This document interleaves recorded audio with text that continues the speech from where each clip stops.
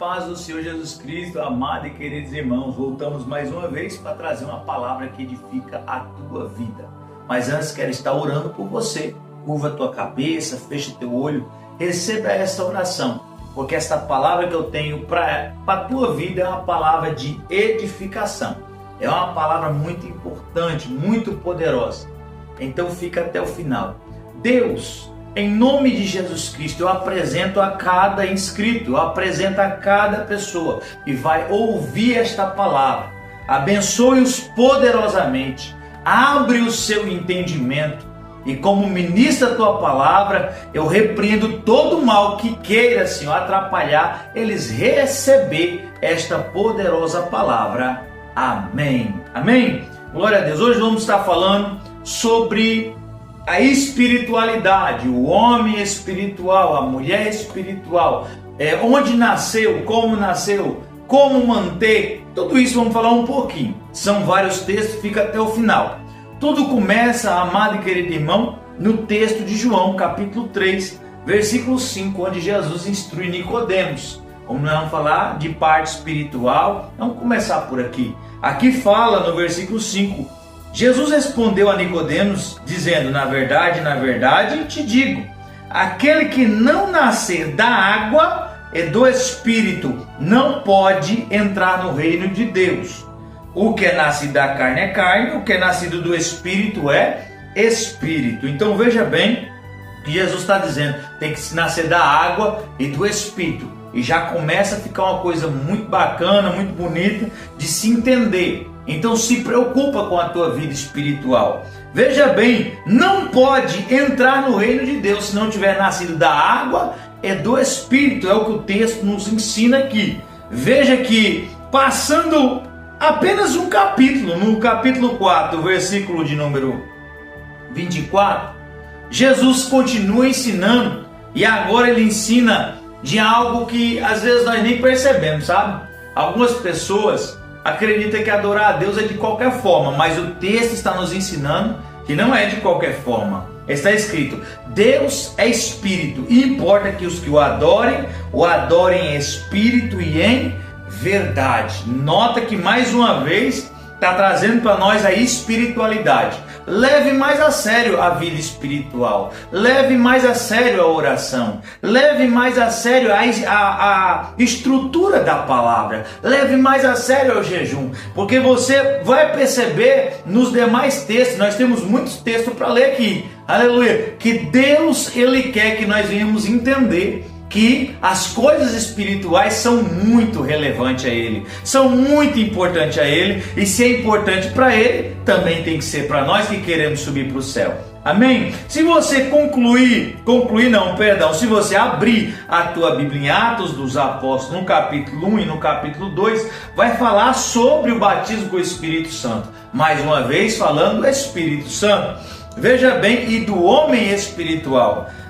Capítulo 1, versículo 8, mas recebereis a virtude, ou seja, o poder do Espírito Santo, que há de vir sobre vós. Isso é Atos dos Apóstolos, capítulo 1, no versículo 8. No capítulo 2, você vai perceber a descida, o batismo com o Espírito Santo, tão aguardado pelos discípulos e tão almejado por nós cristãos hoje, do século 21.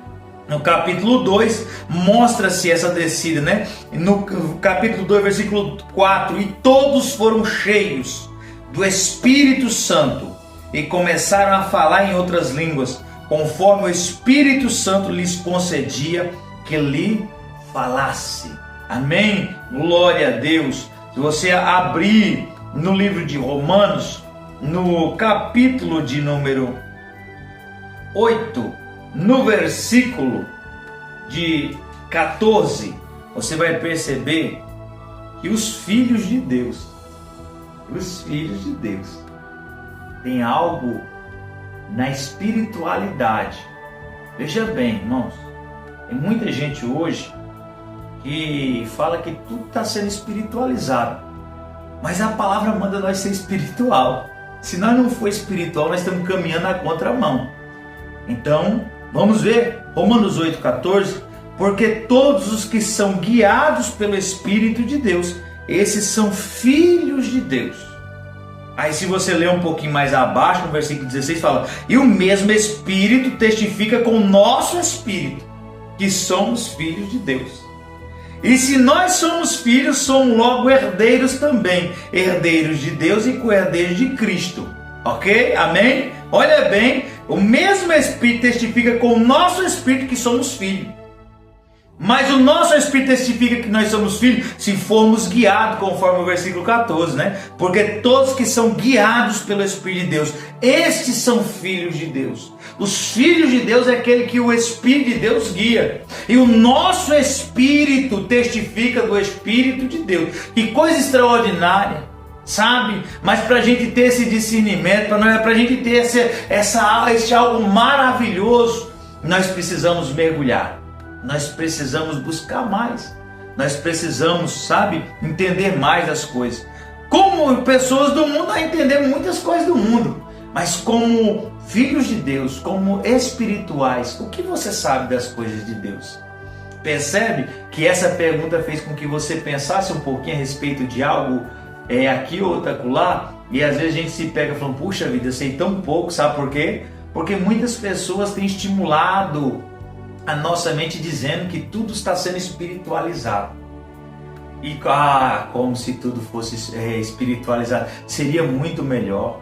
Nós devemos orar mais, devemos jejuar mais, devemos ler mais para entendermos as coisas de Deus, para entendermos o mundo espiritual e para podermos combater as trevas. Não dá para combater as trevas sem as armas da luz, sem discernimento do Espírito, sem autoridade e poder de Deus. Veja bem no livro de 1 Coríntios, no capítulo 2, no versículo 14, e o texto nos ensina algo importante. Ora, o homem natural, ou da carne, carnal, não entende, não compreende as coisas do Espírito de Deus, porque lhe parece loucura.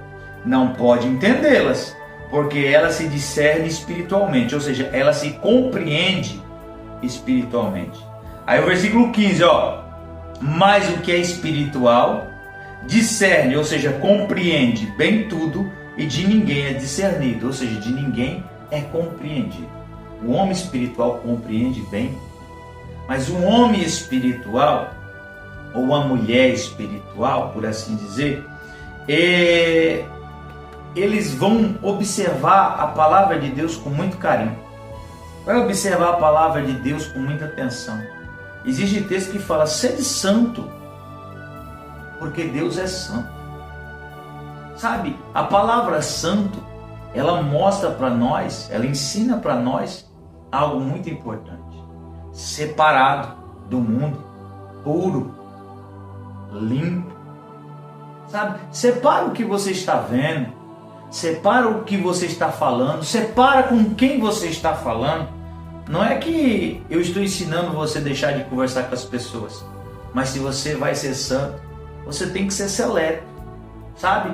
Falar com todos a respeito de Cristo, mas interagir com poucos a respeito das demais coisas, porque vai ter gente que vai te levar ao pecado, vai ter gente que vai querer te levar à fofoca, aí já entra na parte da carnalidade. As trevas dominam sobre a carne, mas Deus, Ele governa sobre o Espírito. Está sendo muito bem provado em cada texto que estou lendo. Amém?